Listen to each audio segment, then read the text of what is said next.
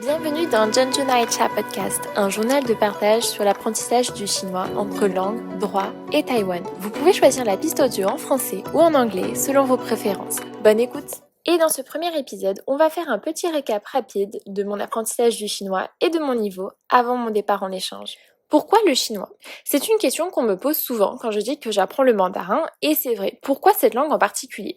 J'ai commencé à apprendre le chinois en 4e car j'avais la possibilité de choisir une 3e langue en option.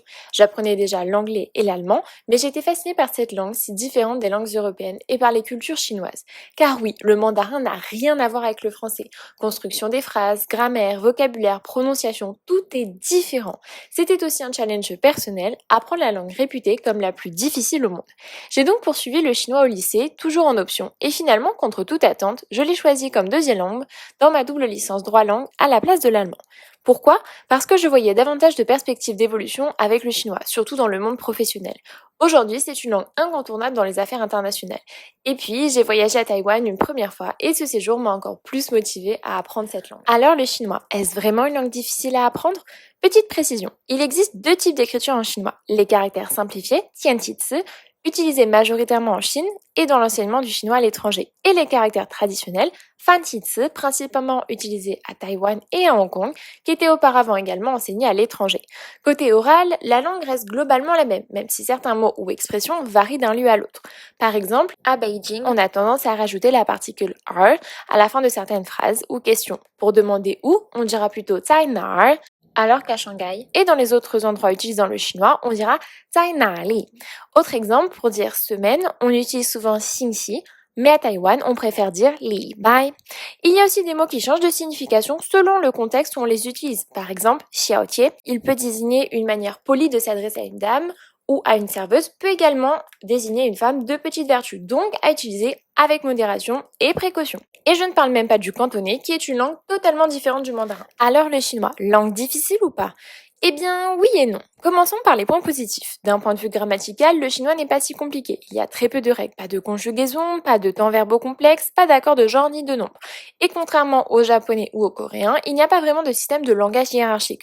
On dit simplement monsieur, madame, et on peut utiliser la particule nin pour vous voyez. Mais honnêtement, elle est peu utilisée dans la vie quotidienne, au magasin, au marché, etc. On la retrouve plutôt dans des contextes plus formels, comme au travail. Mais malgré cette simplicité grammaticale, il y a selon moi 3 grandes difficultés qui ont forgé la réputation du chinois comme étant la langue la plus difficile au monde. Premièrement, pas d'alphabet. C'est une langue logosyllabique, ce qui en fait la seule langue moderne sans système alphabétique. Chaque mot est représenté par un ou plusieurs caractères, hanzi, qui eux-mêmes traduisent des idées et non pas des sons isolés comme des lettres. Du coup, pas moyen de deviner un mot comme on le ferait en français ou en anglais. Soit on le connaît, soit on le connaît pas. Il y aurait plus de 100 000 caractères chinois et de nouveaux apparaissent encore pour désigner des idées nouvelles.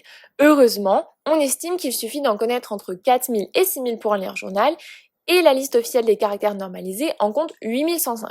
Mais bon, ça reste quand même beaucoup à mémoriser. Deuxièmement, l'écriture. Même si les caractères simplifiés ont facilité les choses, chaque caractère suit un ordre précis des traits et si tu fais une erreur, cela peut changer complètement le sens du mot. Par exemple, mu veut dire bois, bun, qui a simplement un trait horizontal en plus, signifie racine. Et oublier un trait ou en rajouter un, ce n'est pas un détail, ça change vraiment tout. Troisième difficulté, les tons. Il y en a 4 en mandarin et ils sont essentiels au sens des mots. Le meilleur exemple, c'est le caractère ma. Ma pour le premier ton, ma pour le 2e ton, ma pour le 3e ton, ma pour le 4e ton. Oui, je m'y suis surpris à plusieurs fois avant de bien le prononcer, car surtout le 2e ton, j'ai toujours beaucoup de mal. Ma, ma, ma, ma, ma, ma, ma, ma. Selon le ton que tu utilises, le sens change complètement. Et si tu oublies le ton, ta phrase peut vouloir dire autre chose ou ne rien vouloir dire du tout. Personnellement, c'est la difficulté qui me bloque le plus. Parfois, j'ai peur de dire une bêtise ou de ne pas être comprise et ça me freine dans ma prise de parole. En plus, certains caractères changent de ton selon la position dans leur phrase. Donc, même si tu connais le bon ton, tu peux quand même te tromper à l'oral. C'est vraiment déstabilisant. Et puis il faut enchaîner les tons naturellement dans une phrase, ce qui devient un vrai exercice de diction. C'est un peu notre version des virelangues, comme les chaussettes de l'archiduchesse sont-elles sèches ou archi-sèches. Oui, j'ai dû m'y reprendre à plusieurs fois avant d'arriver à le prononcer. Et récemment, j'ai même appris que si l'on accentue plus certains mots que d'autres dans une phrase, cela peut vouloir totalement dire autre chose. Une énième difficulté dont on se serait bien passé. Mais alors, comment apprendre le chinois? De mon côté, j'ai testé 2 méthodes principales, les cours à l'école et les cours privés. Les cours à l'école. Entre le collège et le lycée, j'ai pu apprendre les bases du chinois, du vocabulaire courant, les règles d'écriture et le sens des traits, les premières notions de syntaxe. Puis, à l'université, en licence, LEA, on est monté en niveau. J'ai appris beaucoup plus de grammaire, de vocabulaire et surtout toute la dimension culturelle, l'histoire, les traditions, la géopolitique, etc. Le passage collège-lycée à la licence a été un vrai saut. La L1 en particulier a représenté un gros cap à franchir et il faut vraiment s'accrocher. Les points positifs de cette méthode. Cela permet de se familiariser régulièrement avec le mandarin, puisque j'avais environ 6 heures de cours par semaine pendant 3 ans. J'ai également accumulé un large vocabulaire de base et cela m'a permis d'acquérir certains automatismes syntaxiques. En revanche, cette méthode a tout de même des limites. L'enseignement est surtout axé sur le vocabulaire technique, privilégiant souvent la quantité à la qualité. Il existe également un décalage entre le chinois appris à la fac et le chinois parlé au quotidien par les natifs. Par exemple, la structure de base que l'on nous apprend au début, ni hao ma, bonjour, comment vas-tu, n'est quasiment jamais utilisée. On lui préférera les expressions 最近怎么样, ni che hao ma. Autre exemple pour la formule désolé, excusez-moi, les natifs vont préférer 不好意思 à 对不起. Deuxième méthode, les cours privés. J'ai commencé à prendre des cours particuliers à partir de ma L2 parce que malgré l'évolution du programme, je sentais que j'avais encore pas mal de lacunes dans mes bases. Et surtout, j'avais besoin de pratiquer davantage la compréhension orale et la communication active en chinois. Ce type de cours m'a permis d'apprendre du vocabulaire par l'écoute via des audios, donc faire l'inverse de la méthode classique, écouter d'abord et apprendre ensuite, celle qu'on faisait en cours. Et surtout, cela m'a permis d'échanger avec un locuteur natif. C'est ce dernier point qui a vraiment changé ma progression. J'ai pu renforcer mon oreille, affiner ma prononciation et oser parler davantage. Parce qu'on ne va pas se mentir, parler une langue étrangère, ça fait peur. Et souvent, c'est la peur de se tromper qui nous bloque le plus. Mais alors, pourquoi partir en échange? Parce que selon moi, j'avais atteint la limite de l'apprentissage scolaire. J'avais l'impression de buter contre un plafond de verre. Malgré les cours, je ne progressais plus autant qu'avant et les difficultés que je rencontrais depuis le début étaient toujours là. Et surtout, il n'y avait aucune possibilité de continuer le mandarin en master ou en tout cas, pas de manière aussi approfondie qu'en LEA. Donc, encore moins d'occasions de progresser réellement et efficacement.